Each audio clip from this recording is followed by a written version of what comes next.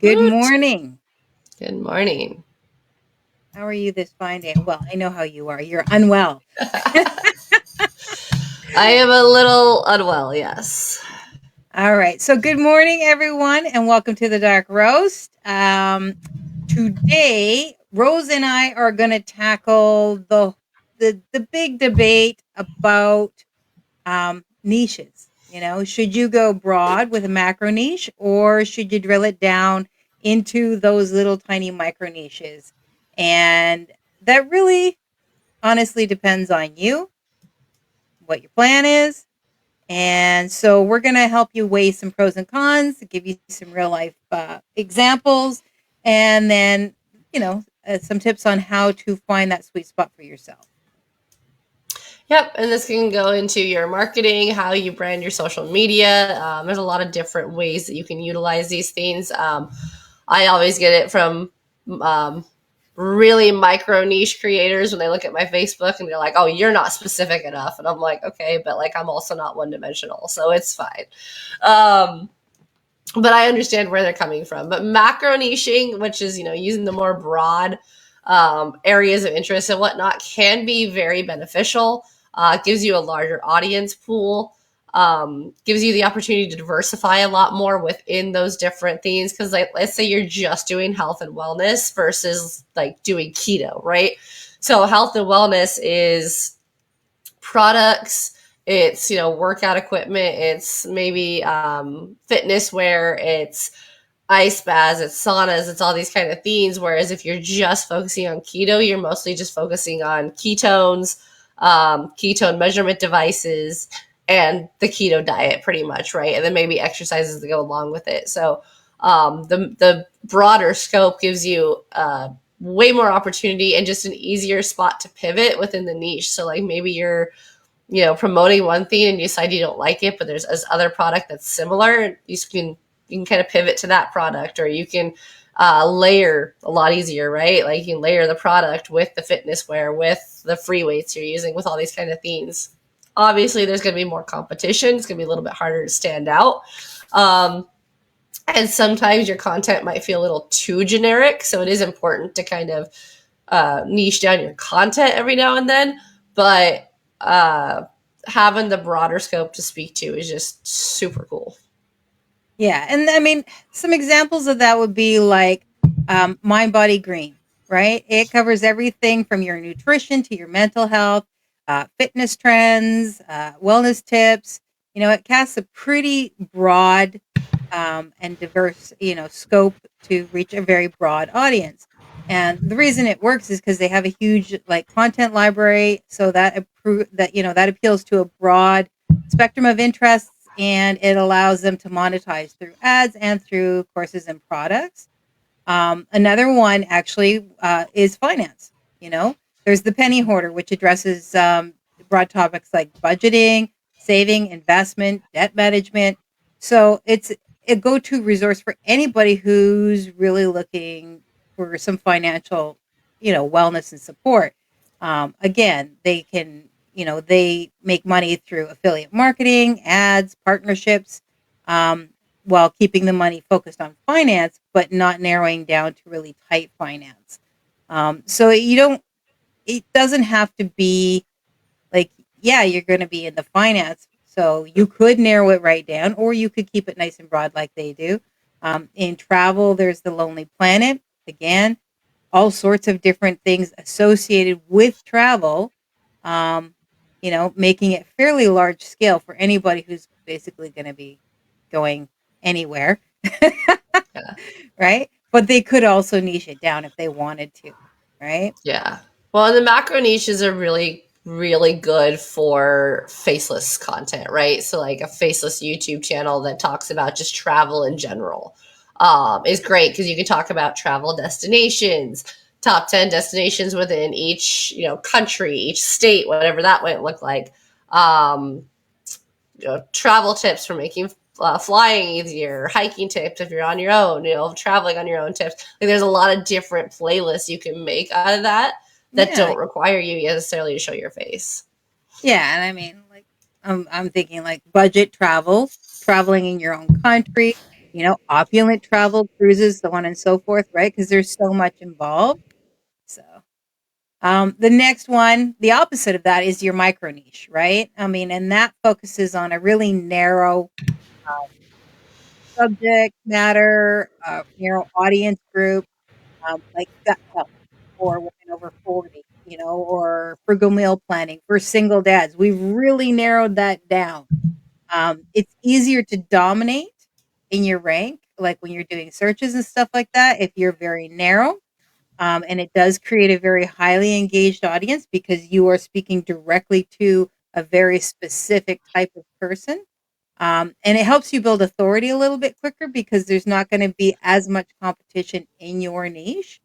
But it also does limit your audience size, right? Because you're not speaking to everybody. You're not speaking to a broad spectrum of people within that group. You're very much, Joe over there.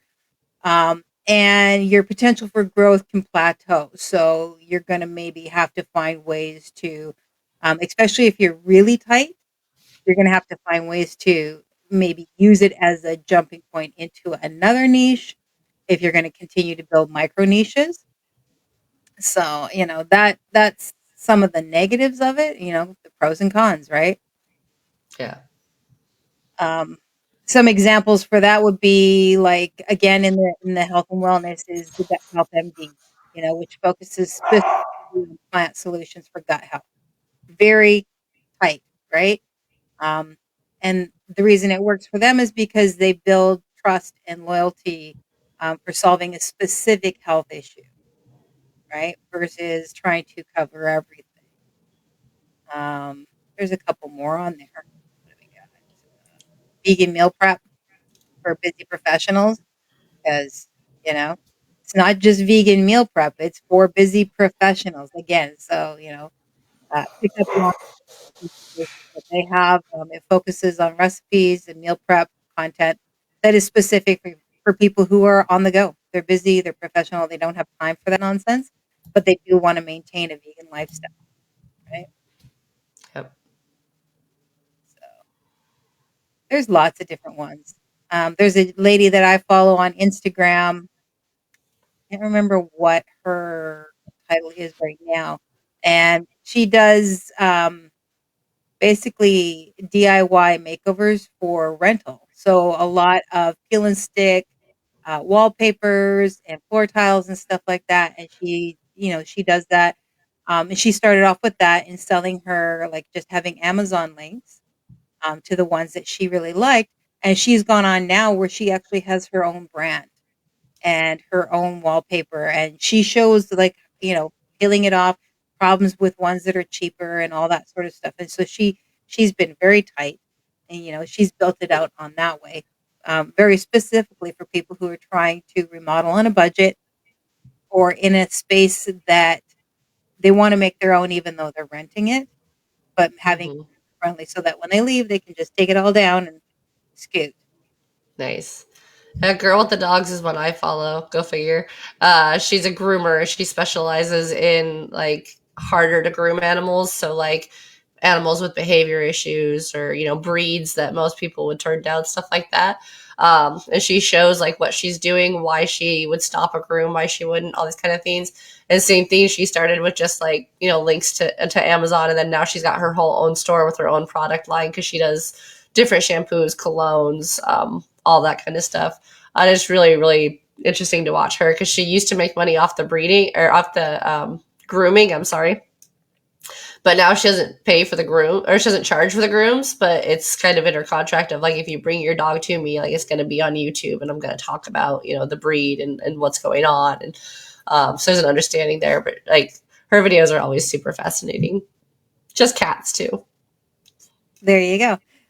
So I mean those are all real life examples of micro niching.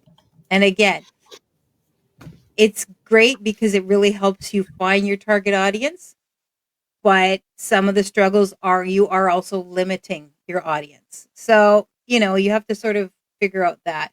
So, the reason that each approach works is because, like macro niches, the broad appeal makes them suitable for larger scale ad revenue, partnerships, and diverse content opportunities. It allows you to have multiple streams of income coming in. It also reaches, a wider audience with more varying interests. You're still within this niche, um, but there's different people, different subsets within that. Whereas the micro niche, there you have a much more engagement in your community, because you're dealing with very specific pain points and solutions for those people. So it helps you build that trust and authority a little bit faster, because you're going to become the go-to person specifically for this thing, and because you're speaking to them about something that they're struggling with. um, you're going to build that trust and like that connection a little bit faster and a little bit easier. um Love it. yeah, so So how do you decide, right? So think about what you're either passionate about or are an expert about. So what do you enjoy talking about endlessly? Or is something that people already ask you about, right? So like that's one of the reasons that I macro versus micro, because I love talking about dogs.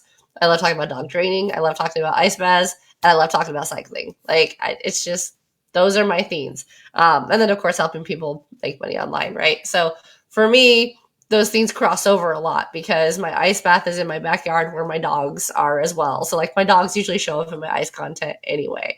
Um, or my workout space for my challenges is also my dog training space. So if there's crossover, that's what is okay, I think, to have the macro and I talk about multiple themes. Now each I do micro down across other social medias, but Facebook and YouTube specifically, I really, well, YouTube I kind of do, but Facebook specifically, I really don't. Like my Facebook is a mesh of everything.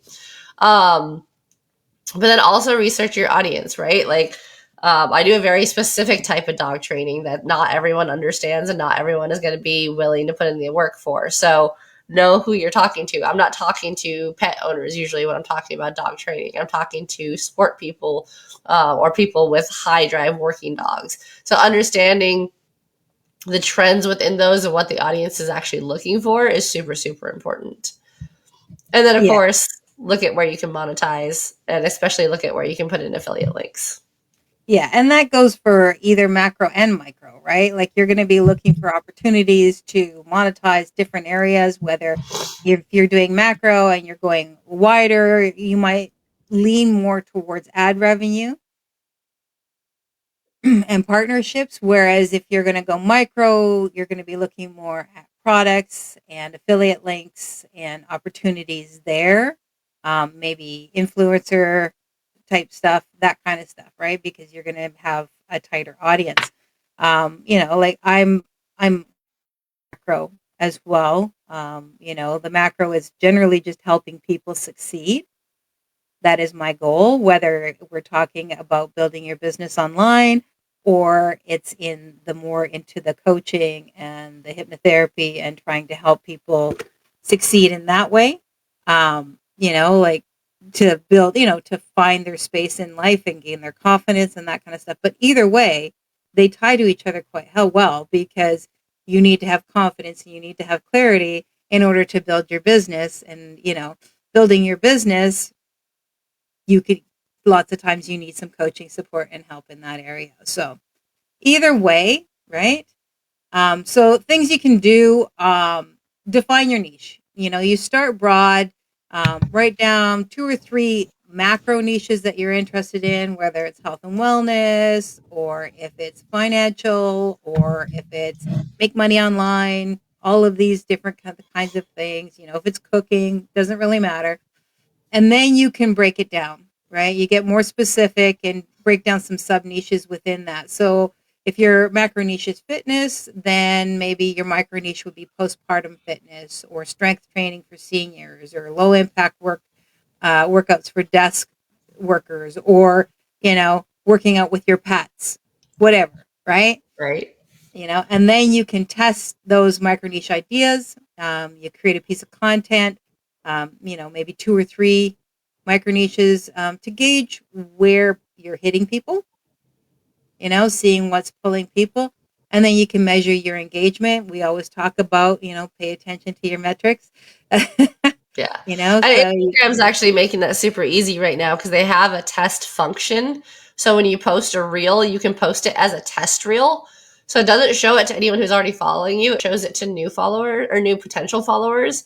And then you get the data from there of like, is it hitting or is it not? And then if it is hitting, you have the option to then post it to your followers.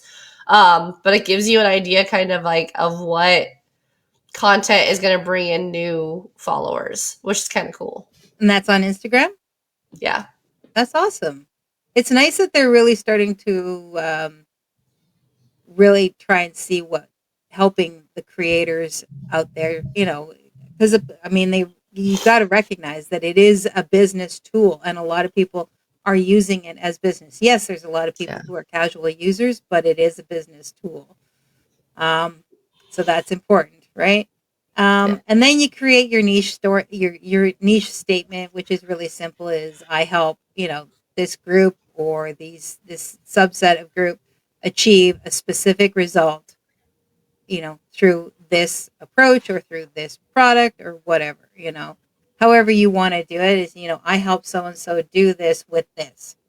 It's pretty straightforward. Yeah. And that should be in your bio because that's your keywords, that's your searchable, that's your SEO, that's all that. Yeah, it's basically the whole thing. And as you go on, you'll be able to narrow it down more or expand it more depending on who you are and how you want to do things, right? Because really, if you love to write content about a lot of different things, then a macro niche is probably going to be more your thing, right? If you want to do more things, and if you are more of a deep dive person, then you'll probably go more micro niche, right? Yeah. And again, like you can do it across multiple platforms, right? So like I said before, like my YouTube is kind of a mesh of ice wellness and helping people make money online, and the dogs have their very own specific account. On Instagram, all of my niches have been microed down, but I have one account that's kind of a catch-all still.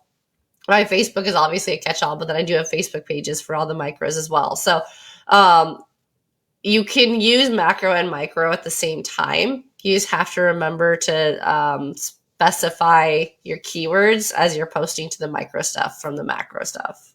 Yeah, absolutely. And that's as you grow and as you build, you will find your lanes. You'll find your paths and what's working best for you and what's not. Um, and you can always expand from your micro, or you can narrow down from your macro, right? So maybe you Mm-hmm. decided to go macro at the beginning, but you realize that you really only care about cruises. You've done the travel macro, but now you really only care about cruises. So you can narrow down, Mm-hmm. or you started with cruises and you're like, but I really want to talk about this and this and this in travel. Then you can expand out. So don't feel like you're stuck in either way. I think that's really important, right? Yeah. Um, that's basically being flexible. Yeah. So, I mean, I think the biggest thing is to balance your interests, what your audience demands are, and the monetization, potential for any of it. Because you may love something that's really obscure, but if it's too obscure, it just might not be financially viable. You can still do it, but it's going to be your hobby. It's not going to be your business. So I think that's pretty much almost it, isn't it? Yeah, pretty much. I Yeah. mean, it's think about the posts where people like post something on Facebook where it's like, what can you talk about for 30 minutes uninterrupted, like on the spot, right?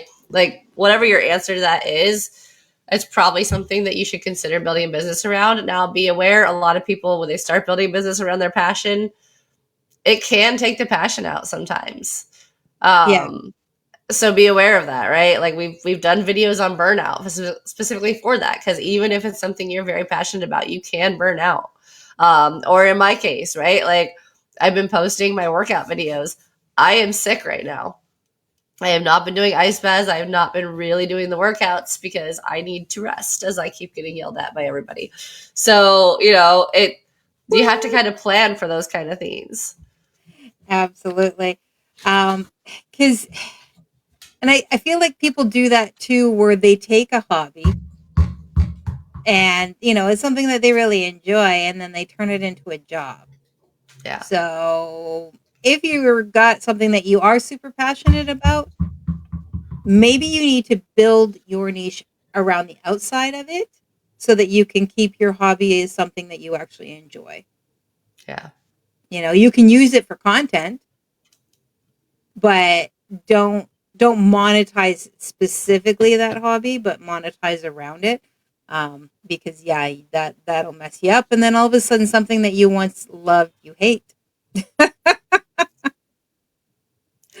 So I have a niche clarity checklist that's fillable, and I will drop the link to that in the comments. You don't have to sign up for anything. You can just go and download it. It'll help you, just sort of do the little checklist and help you in your process. If you want something more in depth, I do have a full ebook. Just drop a comment and I can get that to you. It goes much more in depth about picking your niche. So, Love it. all right. So next week we have decided on, Keeping it simple. yes, keeping it simple and making it profitable. So, minimalist marketing, because not everybody wants to spend their life online. And I mean, there are some facts that come with it, like it'll take you longer. Oh, yeah. But if you're patient and you really want to be able to do it, but don't want to be on all the time, then that's what we're going to be focusing on. So, Yep. And don't forget, we do have Dark Roast Dawna Stroll artwork, cups and sweaters and t-shirts and all kinds of things available in the Spread Shop store. so cute. I love this one. I almost got the sweater version of this. It's cute. I like that one too. It's actually one of my favorite ones. So, as always, if you found this helpful, drop a comment. If you think somebody else could find it helpful, share it. And as always, hit the subscribe button, because when you do that, it helps us grow our channel. Yes. Your feedback is super helpful. All right. So we'd love to hear what you think. And if you have any questions, or if there's anything that we haven't covered that you would like us to cover, again, drop it in the comments and we will get to it. All right. I think that's it for this week. All right. Happy Friday, everyone.